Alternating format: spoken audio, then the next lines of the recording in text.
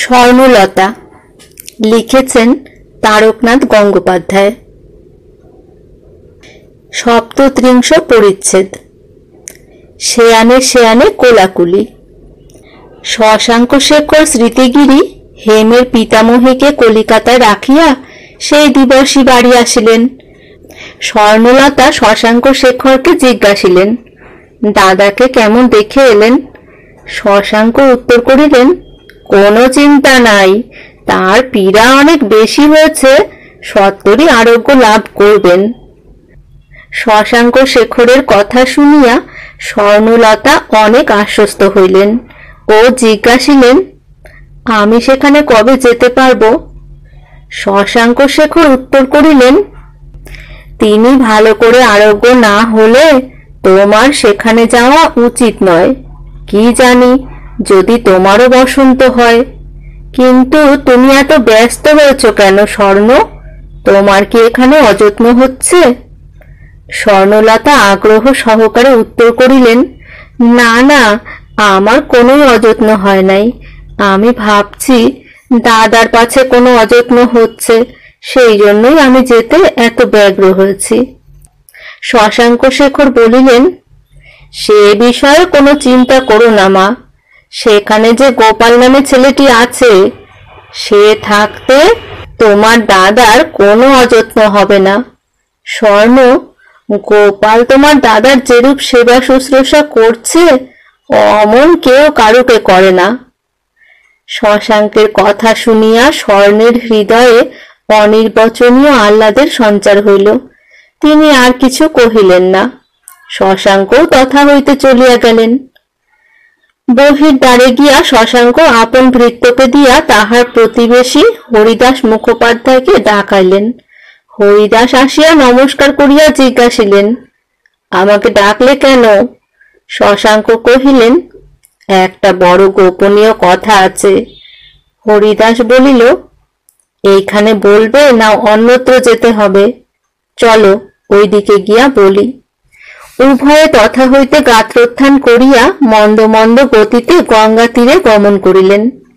সূর্যদেব অস্তাচলে চলিয়া গিয়াছেন। পূর্ণিমার চন্দ্র প্রাচীদেশ হইতে পরম রমণীয় কিরণজাল বিস্তার করিতেছেন।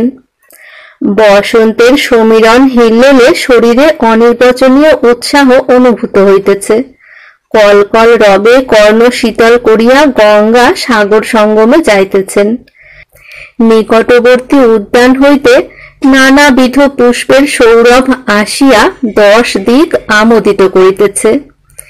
এই পরম রমণীয় সময়ে কত স্থানে কত লোক ঈশ্বরের করুণায় বিমুগ্ধ হইয়া তাহার চরণে আত্মসমর্পণ করিতেছে। কিন্তু শশাঙ্ক শেখর ও হরিদাস সে সময়ে কি পরামর্শ করিতেছেন? উভয়ে গঙ্গা তীরে গমন করিয়া ঘাসের উপর উপবেশন করিলেন। হরিদাস জিজ্ঞাসিলেন, কি কথা বলবে বলো, রাত্রি হলো, এরপর সন্ধ্যান্বিক করতে হবে। শশাঙ্ক শেখর কহিলেন, এত ব্যস্ত হলে কেন? এসব কি ব্যস্তের কাজ?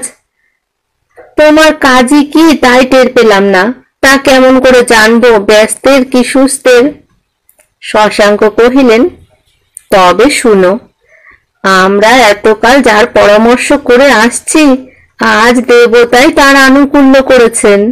সেই বর্ধমানের কন্যাটি, যার সহিত তোমার পুত্রের বিবাহ দিবার প্রস্তাব হয়েছিল, সেটি হস্তগত হয়েছে।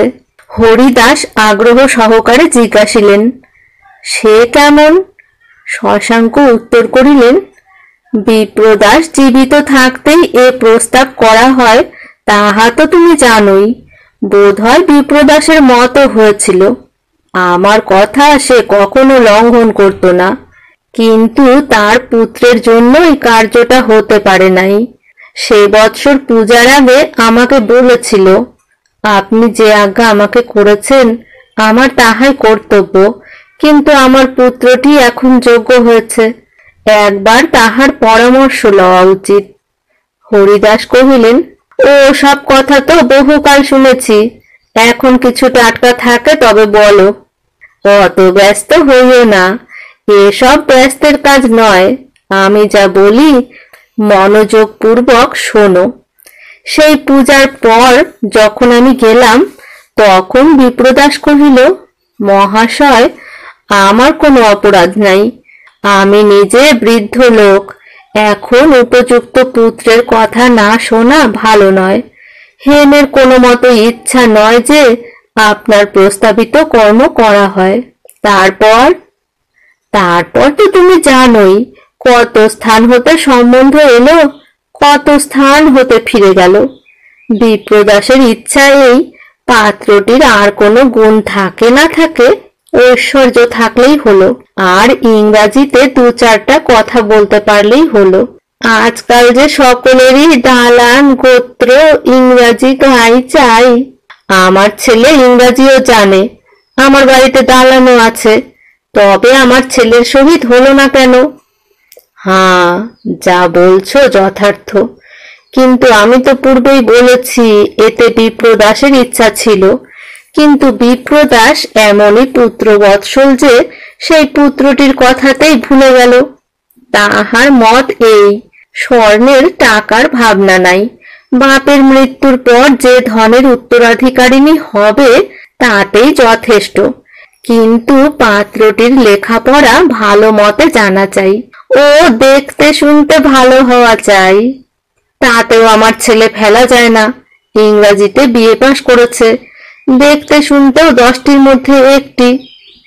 শশাঙ্ক একটু হাসিয়া কহিলেন, সে তোমার চক্ষে, যদি সকলেই তোমার চোখ দিয়ে দেখত তাহলে আর তোমার ছেলের ভাবনা কি?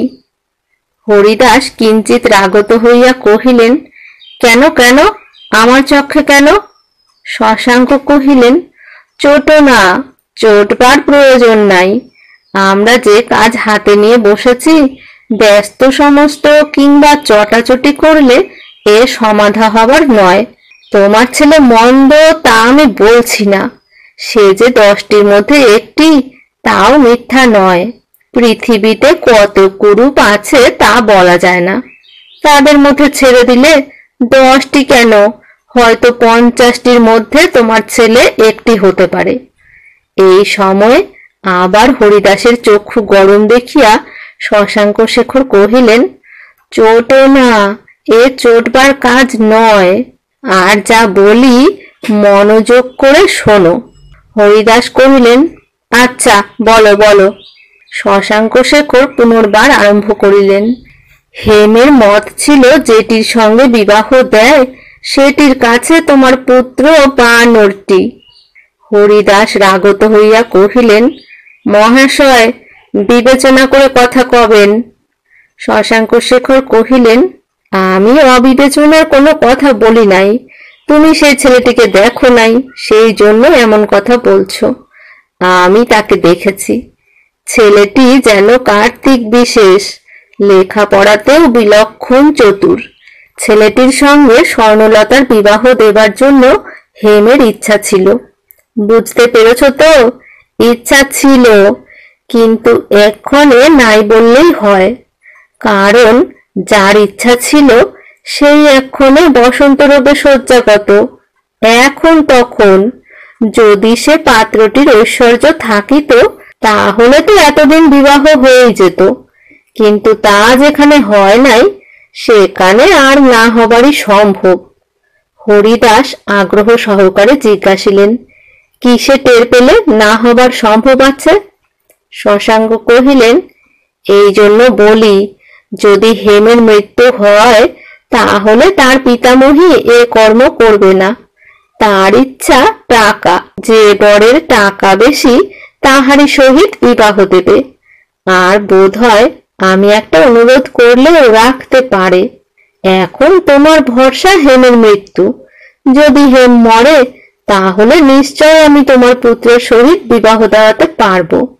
হরিদাস কহিলেন, কে কতদিন বাঁচে তার তো স্থিরতা নাই, কত লোক অন্তর্জল হতে ফিরে আসে, আমাদের কি এমন অদৃষ্ট হবে যে যে গুরু ঠাকুর মহাশয় শিষ্যদিগের বড় হিতৈষী কিনা, তিনি অবলীলাক্রমে হেমের মৃত্যু কামনা করিলেন। হরিদাসের মনে মনে যে ভাব তাহা তো জানাই গিয়াছে, কিন্তু তথাপি প্রকাশে তিনি অমন দুরূহ কথাটি কহিতে পারিলেন না। শশাঙ্ক শেখর ক্ষণকাল চুপ করিয়া থাকিয়া পুনরায় আরম্ভ করিলেন, যা বললাম তা যদি ঘটে তবে তো কোনো কথাই নাই, কিন্তু তা না ঘটলেও আর এক উপায় আছে, তাতে তুমি সম্মত আছো কি না? হরিদাস কহিলেন, সকলে প্রাণে প্রাণে বজায় থেকে যদি কোনো উপায়ে শুভকর্ম হতে পারে আমার মতে তাই করা কর্তব্য। তাতে কিঞ্চিত কষ্ট কি ব্যয় বেশি হলেও আমি কাতর হব না। শশাঙ্ক কহিলেন, হেমের পীড়া এক্ষণে সাংঘাতিক বলতে হবে, 3-4 দিবসের মধ্যে কি হবে টের পাওয়া যাবে। যদি অধোগতি দেখা যায় তবে তো কথাই নাই, সেইখানে বসে 2-4 বিন্দু চোখের জল ফেলতে পারলেই কাজ হাসিল হলো। কিন্তু যদি ক্রমশ আরোগ্য দেখা যায় তাহলে আমার মতে গোপনে বিবাহ দেওয়াই কর্তব্য। হরিদাস কহিলেন, গোপনে বিবাহ কি প্রকারে সম্ভব হতে পারে? বড় মানুষের মেয়ে, একে আনা আর বামী স্বামীকে আনা সমান নয় তো। সে দিবস আমার এক প্রজার বিবাহ দিলাম, কন্যাটি তার বাপের সহিত শুয়েছিল, নিতান্ত শৈশব, 5 বৎসর বয়স। অনায়াসে দুয়ার ভেঙে তার বাপকে 3-4 জনে ধরে রইল। মেয়েটিকে কিঞ্চিত মিষ্টান্ন ও গোটা 2 পুতুল দিয়ে কাজ সমাধা করে দেওয়া গেল। কিন্তু এ স্থলে তো আর সেটি খাটবে না, পাত্রী কি প্রকারে হস্তগত করবে? শশাঙ্ক কহিলেন, পাত্রী হস্তগত করা আমার ভার রইল, টাকা হলে বাঘের দুধ পাওয়া যায়। তুমি খরচ করতে যদি কুণ্ঠিত হও সে দোষ তোমার, আমার হবে না। তোমার টাকা চাই আর সাহস চাই, আমার কৌশল চাই। তা তো আমি বুঝি, কিন্তু তুমি কি কৌশলে মেয়েটিকে আনবে বলো দেখি, তারপর অন্য সব কথা। আমার কথা তোমার বিশ্বাস হলো না। আমি বললাম মেয়ে আনা আমার ভার রইল, তুমি এখন টাকার কথা বলো। আগে আমি কন্যাটি দেখতে চাই, কিংবা কি উপায়ে আনবে তা শুনতে চাই।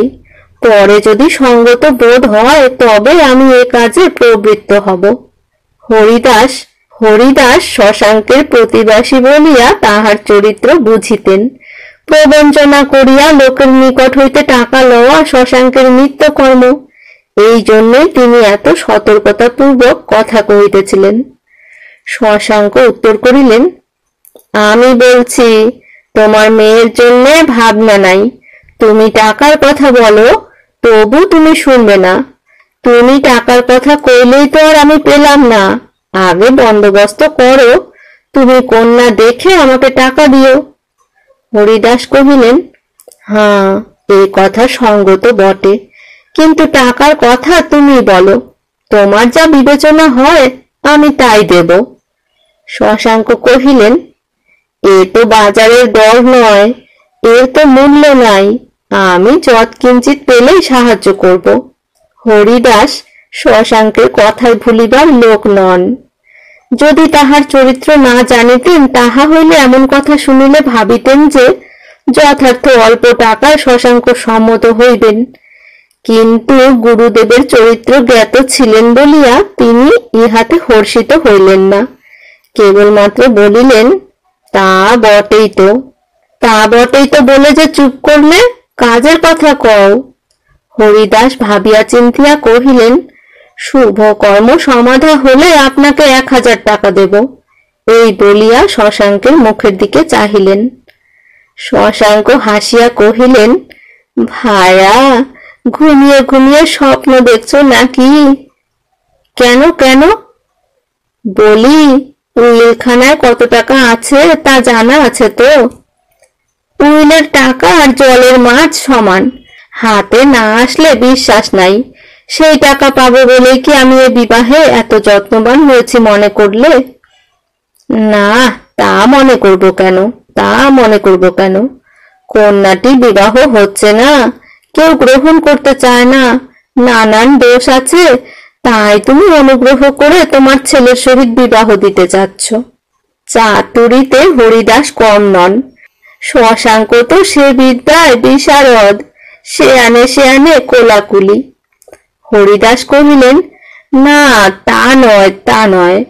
শশাঙ্ক উত্তর করিলেন, তাই বটে, মেয়েটির বিবাহ হচ্ছে না, তুমি কৃপা করে ক্ষতি স্বীকার করে আপন পুত্রের সহিত বিবাহ দেবে, আর আমি কন্যাটির পক্ষে একটু উপকার করব বলে আমাকে 1000 টাকা পুরস্কার দিতে স্বীকার করছো। তুমি একজন পরম দয়াবান দেশ হিতৈষী মহাশয় ব্যক্তি কিনা? হরিদাস বলিলেন, আমি ঠাট্টা করেছিলাম। তবে এমন ঠাট্টা ছেড়ে প্রকৃত কথা কও।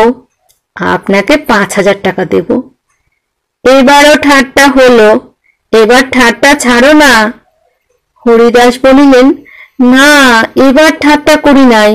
মনে করো 15,000 টাকার অধিক আর উইলে নাই, কিন্তু প্রথমত এই চুরি করে বিবাহ দিয়ে তা নিয়ে মকদ্দমা করতে হবে।